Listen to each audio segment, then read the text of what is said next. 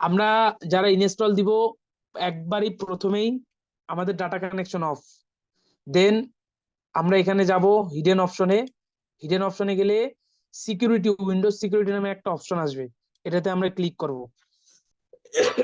করলে virus and thread protection নামে একটা অপশন আসবে, আমরা এটাতে ক্লিক করব। করলে এখানে আসবে ম্যানেজ সিটিং। ম্যানেজ সিটিং একবার ক্লিক করব, করলে এই দুইটা অফ করে দিব। প্রথম দুইটা যে অপশন আসবে এই দুইটা অপশন অফ করব। এই দুইটা অপশন অফ থাকবে, আমাদের ডাটা কানেকশন অফ থাকবে, ওয়াইফাই কানেকশন অফ থাকবে, দেন আমরা ইনস্টল দিব। ইনস্টল দেওয়ার পরে আমরা প্রিমিয়ার প্রোটা অন করব।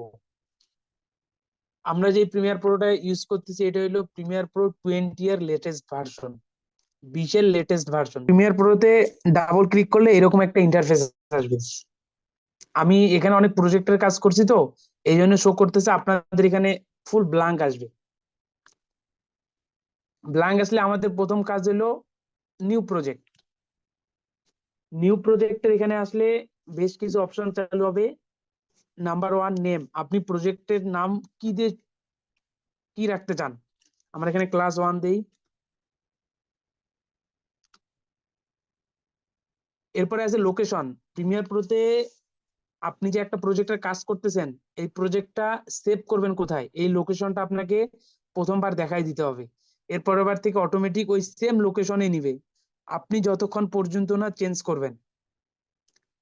ব্রাউজ, আপনি আপনার সুবিধার্থে আপনার পিসির যে কোনো জায়গায় রাখতে পারেন, আমি এখানে রাখলাম।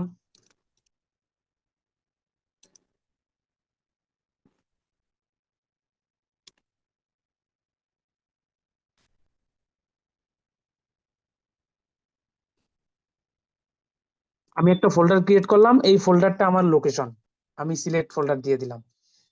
এরপরের থেকে আমি যতগুলো প্রজেক্ট নিব সব প্রজেক্ট এখানে জমা হবে।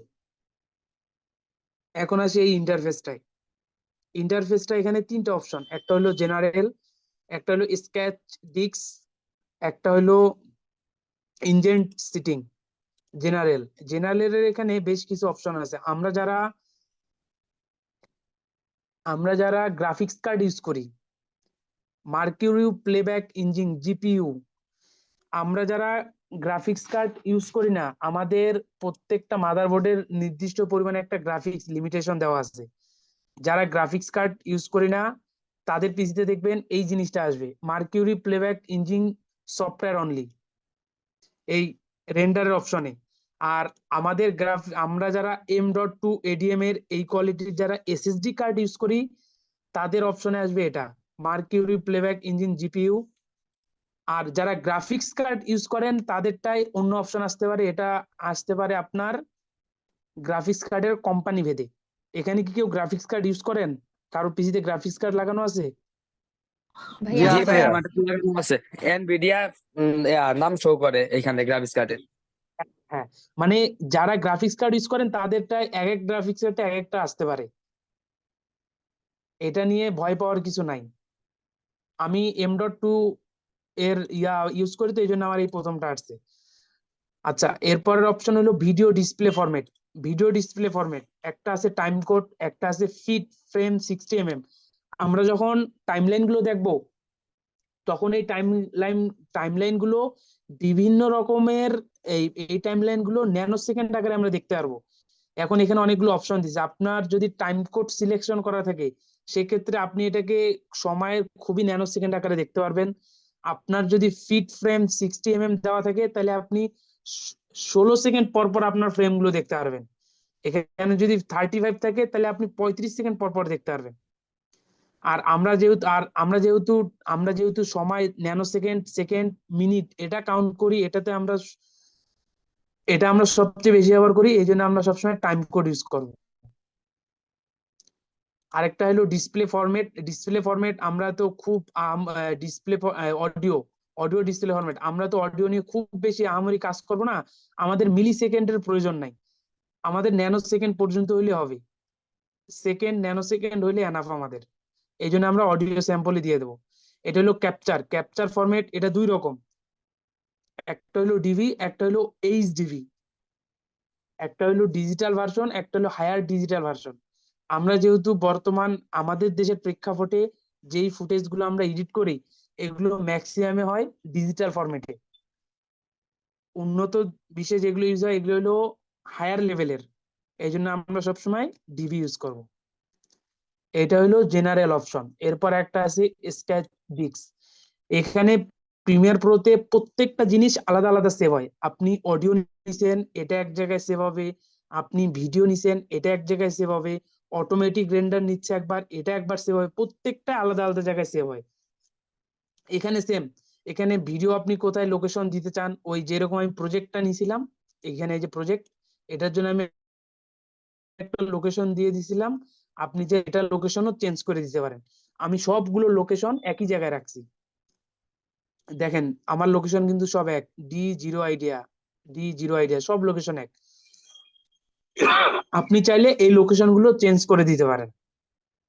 আপনার ক্যাপচার ভিডিও কোথায় যাবে, আপনার অডিও কোথায় সেভ হবে, আপনার ভিডিও প্রিভিউ কোথায় সেভ হবে, অডিও প্রিভিউ কোথায় সেভ হবে, প্রজেক্টটা একটা নির্দিষ্ট সময় পর পর অটো সেভ নেয়, এটা কোথায় যাবে, লাইব্রেরির ডাউনলোডার কোথায় যাবে, মোশন গ্রাফিক্স এর টেমপ্লেট গুলো কোথায় যাবে, এটা আপনি চাইলে ইন্ডিভিজুয়ালি আলাদা আলাদা জায়গায় দিতে পারেন। কিন্তু আমি সবসময় এক জায়গায় রাখি, যেন আমার মানে পরবর্তীতে আমি যদি কাজ করি সেটা যেন আমার বুঝতে সুবিধা এবং খুঁজতেও সুবিধা হয়। এটা আমি যদি এক একটা এক এক জায়গায় রাখতাম তাহলে হয়তো আমি অনেক সময় খুঁজে পেতাম না। যেমন আমি যদি দেখাই আপনাদেরকে আমার ভিডিও গুলো কোথায় যেখানে সেভ হয়, দেখেন সব একই জায়গায়।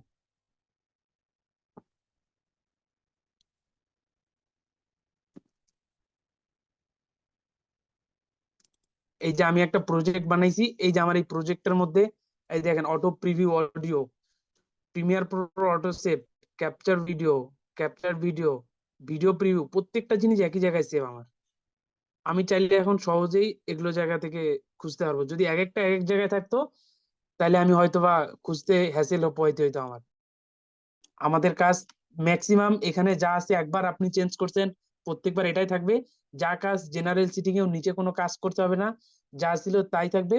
শুধু এখানে আপনি প্রজেক্টের নামটা প্রত্যেকবার দিবেন। এরকম একটা ইন্টারফেস আসবে। ইন্টারফেস আসলে এটা হলো টুলবার। এখানে গেলে এক একটাতে গেলে এক একটা অপশন আসবে, শো করবে আমাদের সামনে। আমরা এডিটিং প্যানেলে থাকবো। কোনো কারণে যদি আমাদের এগুলো যদি লন্ডভন্ড হয়ে যায়, এরকম এলোপাতারি হয়ে যায়, সেক্ষেত্রে আমাদের করণীয় হলো উইন্ডোজ প্যানেলে যাব, যাওয়ার পরে ওয়ার্ক স্পেস, এখান থেকে আমরা যাব রিসেট টু সেভ লেআউট। এই রিসেট দিলে, সরি, এই রিসেট দিলে আবার আগের মতো অবস্থা, নতুন অবস্থায় চলে আসবে। এখন এখানে অনেক এমন অনেক টুলস আছে, এমন অনেক অপশন আছে যেটা আপনাদের প্রয়োজন নেই আপনার আমার, এই অপশন গুলোকে ডিলিট দিয়ে দেবো। যেমন মিডিয়া ব্রাউজ, এটা প্রয়োজন নাই আমার, লাইব্রেরি এটার প্রয়োজন নাই, ইনফো এটার প্রয়োজন নাই, ইফেক্ট এটার প্রয়োজন আছে, মার্কারের প্রয়োজন নাই, হিস্টোরির প্রয়োজন নাই, অডিও ক্লিপের প্রয়োজন নাই, মেটা ডেটার প্রয়োজন নেই। আমি আমার ইচ্ছা মতো একটু টাইমলাইনটাকে সাজায় নিতে পারবেন আপনার যেখানে যেটা দেখতে সুবিধা। আমি এগুলো সবসময় এক জায়গায় রাখি, এগুলোকে এক জায়গায় দিলাম। এখন আমি যদি এই অবস্থায় দেই, দেওয়ার পরে যদি আমি যদি এখান থেকে বের হয়ে যাই, তাহলে আমার এই ইন্টারফেসটা আমি যে এখন সাজাইলাম এমন থাকবে না। সেক্ষেত্রে করণীয় হলো আমি এই ইন্টারফেসটাকে আমার মতো করে একটা নাম দিব, দিয়ে সেভ করে রাখবো। আমি ইন্টারফেসটার নাম দেওয়ার জন্য উইন্ডোজে যাব, ওয়ার্ক স্পেসে যাব, যাওয়ার পর এখানে save as new work space option আসবে। এই ওয়ার্ক স্পেসের আমি একটা নাম দিব 1 2, আমি এটার নাম 1 2 দিলাম, দিয়ে ওকে দিলাম। দিলে দেখেন এখানে এখন এই যে এই নামটা চালু আছে, 1 1 2। আমি এখন এই ওয়ার্ক স্পেসে আছি। এটাতে এই যে দেখছেন অন্যগুলো যেরকম অন্যগুলো হাইলাইট না, 1 2 এটা কিন্তু হাইলাইট, তার মানে আমি এই ওয়ার্ক স্পেসে আছি। আমি এখানে যাওয়ার পর প্রজেক্টে ক্লিক করব, করলে এখানে আমি আমার ফাইল ইম্পোর্ট করব। ফাইল আমি তিন ভাবে ইম্পোর্ট করতে পারি। একটা হলো ফাইলে ক্লিক করলে, করার পরে ইম্পোর্ট অপশন আসবে, এখান থেকে আমি ফাইল সিলেকশন করব, এভাবে একটা ইম্পোর্ট করতে পারি, এভাবে একবার ইম্পোর্ট করতে পারি। আরেকভাবে ইম্পোর্ট করতে পারি, সিকোয়েন্সে যাব, যাওয়ার পরে, না সরি, আরেকবার এখানে ডাবল ক্লিক করব, স্ক্রিনে করলে অপশন আসবে, এভাবে নিতে পারি। আর আরেকটা আরেকটা অপশন হলো আমি কন্ট্রোল আই প্রেস করব, তাহলে এমন অপশন আসবে। আপনাদের কিন্তু এরকম ডিরেক্ট নিয়ে যাবে না, আপনাদেরকে হয়তো এরকম জায়গায় নিয়ে আসবে দিস পিসি। এখান থেকে যখন একবার লোকেশন চুজ করবেন দেখবেন যে ওই লোকেশনে আপনাকে বারবার নিয়ে যাবে। আমি এখান থেকে ফাইল চুজ করব, আমি যদি সব সিলেকশন করতে চাই, সবগুলো ইম্পোর্ট করতে চাই, আমি কন্ট্রোল এ দিব। আমার তো সব প্রয়োজন নেই, আমার অল্প কিছুর প্রয়োজন। আমি প্রথম 5টা নিলাম, ওপেন, ওপেন হয়ে যাবে। এখন আমার কাজ হলো একটা টাইমলাইন ক্রিয়েট করা। টাইমলাইন ক্রিয়েট করার জন্য আমি দুইভাবে করতে পারি। এখানে সিকোয়েন্স, এটা একটা অপশন, আর আরেকটা হলো ফাইলে যাব, যাওয়ার পর নিউ, নিউ এ যাওয়ার পর এখানে আছে সিকোয়েন্স, এখান থেকে ক্রিয়েট করতে পারি। আমি সাজেস্ট করবো এখান থেকে সিকোয়েন্স ক্রিয়েট করার। সিকোয়েন্সে যাব, গেলে এখানে অনেকগুলো অপশন আসবে। অনেক অপশন নিয়ে ঘাটাঘাটির প্রয়োজন নাই। আপনি যদি খুব ভালো কোয়ালিটি চান, এসএলআর এর অপশনে গিয়ে 1080 30 fps টা নিতে পারেন। আপনি যদি মোটামুটি একটা কোয়ালিটি চান, তাহলে আপনি 25টা চুজ করতে পারেন। এটা আপনার উপর ডিপেন্ড করতেছে। আমি সিকোয়েন্সটার একটা নাম দিতে পারি, C1। ওকে, আমার C1 নামে, এই যে C1 নামে একটা সিকোয়েন্স ক্রিয়েট হয়ে গেছে। এই এই বাটনটা, এটা হলো আমার জুম আউট জুম ইনের। আমি টাইমলাইনটা আমি এখানে চাইলে খুব বড় করে দেখতে পারবো। আমি এখন 16 সেকেন্ড করে দেখতেছি, 8 সেকেন্ড। আমি টাইমলাইনটাকে খুব জুম করে দেখতে পারবো। এখন আমি 1 সেকেন্ড করে দেখতেছি। এটা যদি ছোট করি আর এটা যদি বড় করি, তাহলে টাইমলাইনটা আমাকে অনেক বড় করে শো করবে। যেমন এখন প্রায় 1 ঘন্টা করে দেখাচ্ছে। একটা ফাইলকে এভাবে যদি ড্র্যাগ করি, করলে প্রথমে একটা অপশন আসবে যে আমি কি এখন যেই সিকোয়েন্সটা নিছি এই সিকোয়েন্সে থাকতে চাই, নাকি আমার ক্লিপটা যেই সিকোয়েন্সে এই সিকোয়েন্সে যাইতে চাই। যদি আমি এখন যে সিকোয়েন্সটা নিছি এই সিকোয়েন্সে থাকতে চাই, তাহলে কিপ এক্সিট সিটিং। আর যদি আমি আমার ফুটেজ যেই সিকোয়েন্সে নেওয়া সেটাতে যাইতে চাই, তাহলে চেঞ্জ সিকোয়েন্স সিটিং। আমরা সবসময় কিপ এক্সিট সিটিং দিব, অর্থাৎ আমি যেই সিটিংটা নিছি এই সিটিং এই ফুটেজটা আসবে। দিয়ে দিলাম, এখন আমার এই সিকোয়েন্সে আসবে।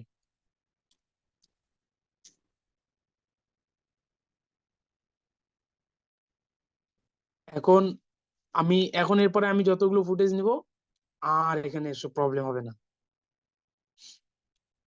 আর এখানে আইবলটা যদি আমার অফ থাকে, তাহলে আমি এই ফুটেজটা দেখতে পারবো না, এই ফুটেজটা দেখাবে না। এই প্রথমটার বন্ধ থাকার কারণে একটাও দেখাবে না, কারণ সব সেম টাইম লাইনে আছে। আমি যদি এটাকে 2-এ রাখি, এক যদি অফ করি, একের গুলো একটাও দেখাবে না, কিন্তু 2-এরটা দেখাবে, কারণ 2-এর আইবল খোলা। আরেকটা জিনিস দেখানো হয়েছে, এই যে লক। আপনি চাইলে এটা লক করে রাখতে পারেন, যদি লক করেন তাহলে এটা মুভ করতে পারবেন না, এই টাইম লাইনে আর কিছুই করতে পারবেন না। সেম ভাবে অডিওর ক্ষেত্রে আমি যদি অডিও অফ করি, তাহলে এটা মিউট হয়ে যাবে, এটাও লক হয়ে যাবে। এই যে আমি লক করছি, এটাও আমি আর মুভ করতে পারবো না অডিও। লক খোলা থাকলে দেন আমি এটা মুভ করতে পারবো। আমি যদি মিউট রাখি, তাহলে এখানে কি কি বলতেছে আমি কিছুই শুনতে পারবো না। আনমিউট রাখলে দেন আমি শুনতে পারবো। আর যখন পিসিতে যখন মাইক্রোফোন লাগাবেন, তখন এগুলো এই দুইটা চালু হয়ে যাবে অটোমেটিক। আমি তো এখন মাইক্রোফোন ইউজ করতেছি না, এই জন্য আর কি আমার এখানে আসতেছে না। এটাই দেখানো হয়েছে। আরেকটা জিনিস একটু অ্যাড করে দেই, তাহলে আপনার কাজ করে মজা পাবেন। এই সেম এখানে আমি একটা যদি অডিও ইম্পোর্ট করি, এটা ভিডিও ইম্পোর্ট করছি, আমি সেম ভাবে একটা অডিও ইম্পোর্ট করতে পারি।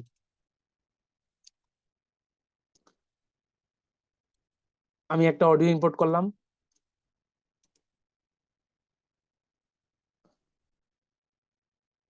আমি যদি এই ভিডিওগুলোর নিচে অডিওটা রাখি, তাহলে আমি যে ফুটেজ গুলো অ্যাড করলাম সেটা দেখতে পারবো। पे बाहों पे राहों पनाहों पे आहों पे बाहों पे साहों सलाहों पे मेरे আমি যদি আমি যদি এখন যদি এই এই যে অডিও লেয়ারটা অফ করে দেই গানের, তাহলে দেখেন আর অডিও আসবে না,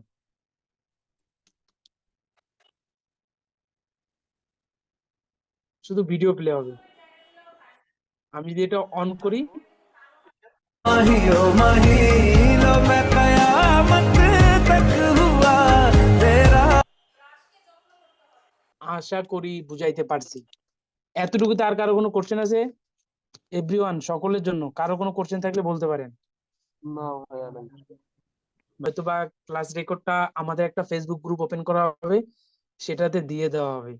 আপনারা সবাই এতটুকুই বাসাতে করেন, দেন কারো কেউ কোনো প্রবলেমে ফেস করলে আমরা প্রথম 15-20 মিনিট সবার প্রবলেম গুলো সলভ করব।